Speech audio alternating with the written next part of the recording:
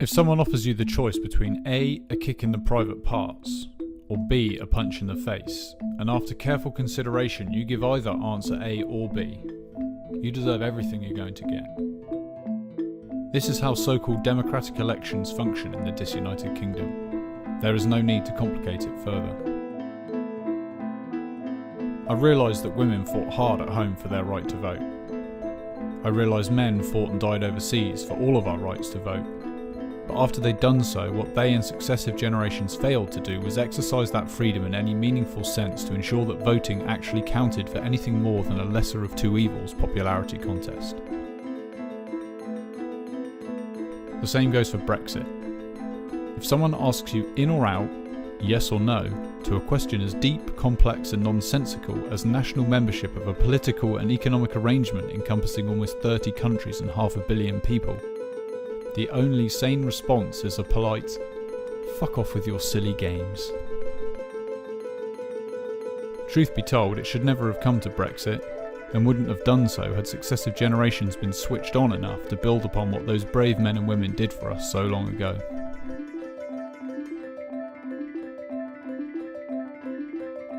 We are long past the point where politics in its current format can serve any useful purpose in effecting meaningful change.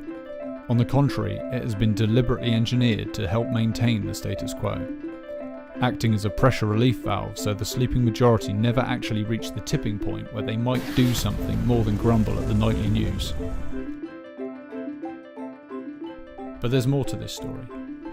Voting is the chief way the powers that should not be manufacture consent for the ongoing madness.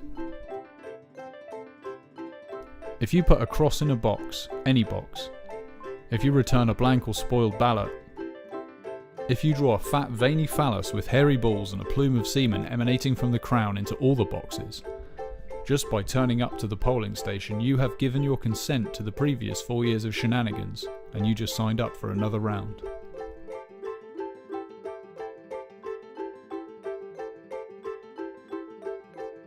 Consent is all the government needs to continue business as usual. And yes, a business is what it is. England is a place where men and women are born and live.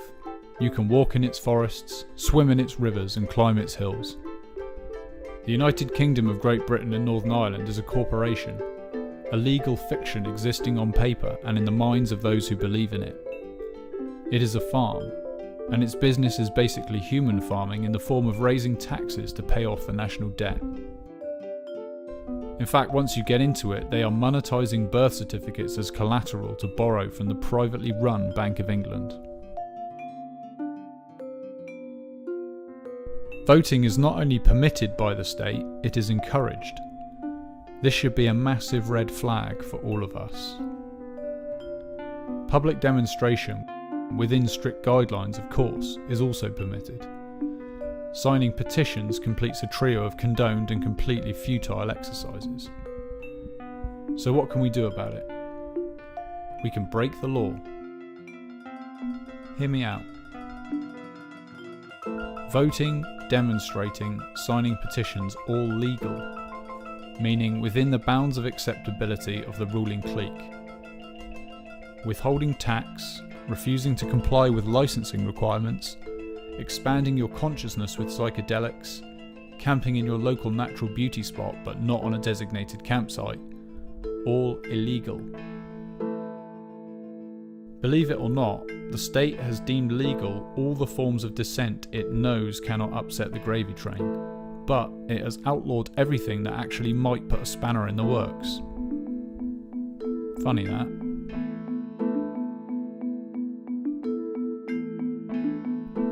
Which group of actions do you think sends a message? Which group of actions actually puts pressure on the system? Genuine protest, and I hope you're sitting down for this, might involve actually putting yourself or your shit on the line.